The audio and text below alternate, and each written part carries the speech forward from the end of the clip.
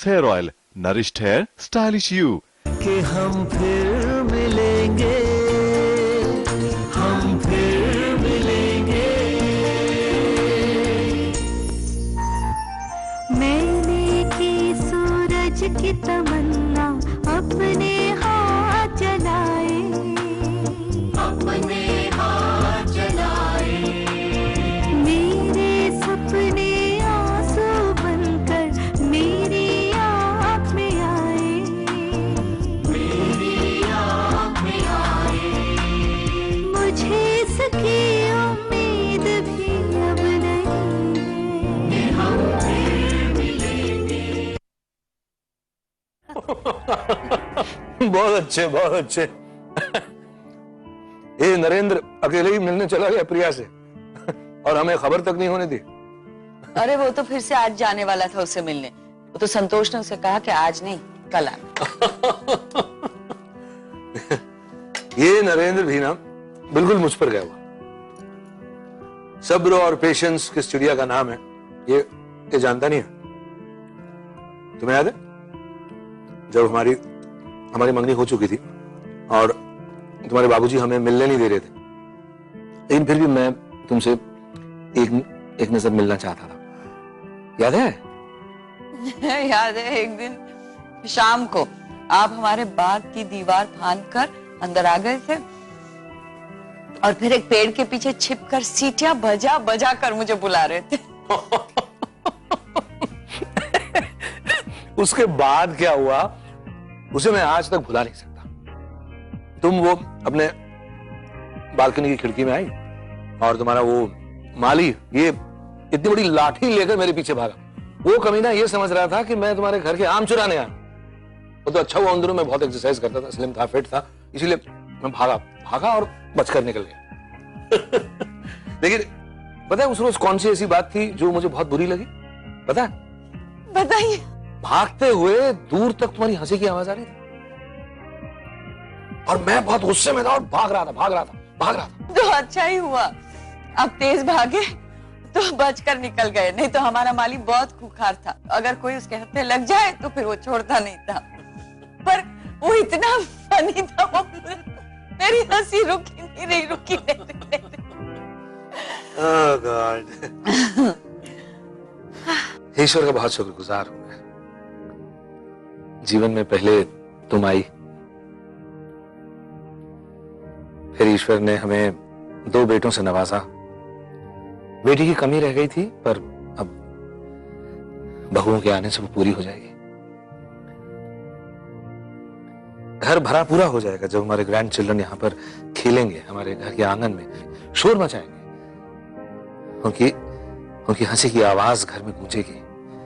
बड़ी बेसब्री से उस दिन का इंतजार कर रहा हूं मैं शिवानी। आ जाएगा, बहुत जल्द आ जाएगा। वीरेंद्र परसों ही डिस्क्राइब कर रहा था कि उसे कैसी लड़की चाहिए। खूबसूरत होनी चाहिए, सीधी सादी होनी चाहिए, घरेलू भी होनी चाहिए, समझदार भी होनी चाहिए, इंटेलिजेंट भी होनी चाहिए। अब आप बताइए इतनी सारी खूबियां एक लड़की में हो, वो मिलना कितना मुश्किल है। पता है शिवानी, मुझे लगता है उसने लड़की ढूंढ ली है। तुम्हें याद है एक रोज वो कह रहा था कि अगर वो लड़की शादी के लिए राजी हो जाएगी तब वो उसे हमसे मिलाएगा।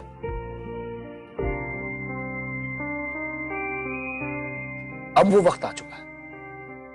मुझे लगता है बहुत जल्द वो आएगा और कहेगा ये है आपकी बहू।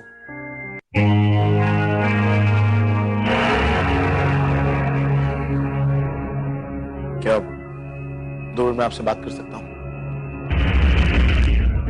यहाँ क्यों आया? मुझे चांदनी के बारे में बात करनी है आपसे। मुझे कोई बात नहीं करनी तुमसे। और तुम होते कौन हो चांदनी के बारे में बात करने वाले? चांदनी का होने वाला पति हूं। चांदनी का ब्याह किससे होगा और किससे नहीं, इसका फैसला करने के लिए उसके माँ बाप जिंदा हैं अभी। क्या इसी अधिकार से आप चांदनी की शादी एक ऐसे आदमी के साथ करवा रही हैं जो उसका पति बनने के लायक ही नहीं है? आप लोग के दबाव में आकर चांदनी ने शादी के लिए तो हाँ बोल दी, लेकिन वो उस आदमी के साथ अपनी पूरी जिंदगी कैसे बिताएगी? क्या ये ख्याल आपके मन में कभी नहीं आया? मुझसे ऐसी बात करने का, ऐसा इल्जाम लगाने का क्या अधिकार है तुम्हें? मैं चांदनी की माँ हूं, उसका अच्छा बुरा तुमसे ज्यादा समझती हूं। और तुम चांदनी के साथ क्या कर रहे हो? उसकी जिंदगी के साथ खेल रहे हो, उससे शादी के झूठे वादे करते हो, और वो बेचारी सोचती है कि ऐसा ही करोगे तुम। जबकि मुझे अच्छी तरह से पता है कि ये नामुमकिन है। तुम्हारे माँ बाप कभी भी इस शादी के लिए राजी नहीं होंगे। एक गरीब घर की बेटी को अपने घर की बहू बनाना मंजूर होगा उन्हें?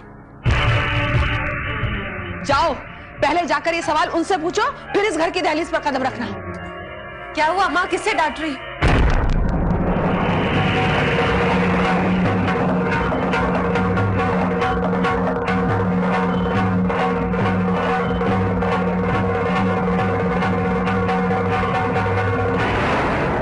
वीरेंद्र जी आप?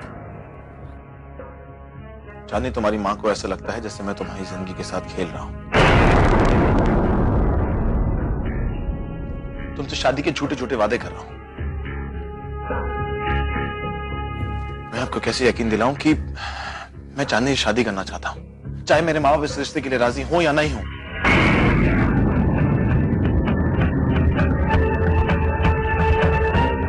मैं उससे प्यार करता हूं, उसके बिना नहीं रह सकता, और मैं शादी इसी से करूंगा।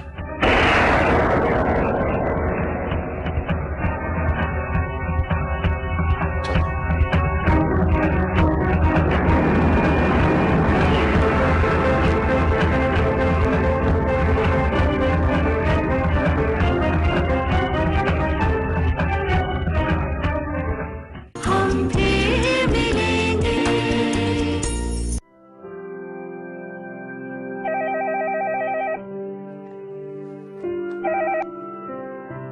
हेलो, आखिर आप मुझसे मिलने कब आएंगे?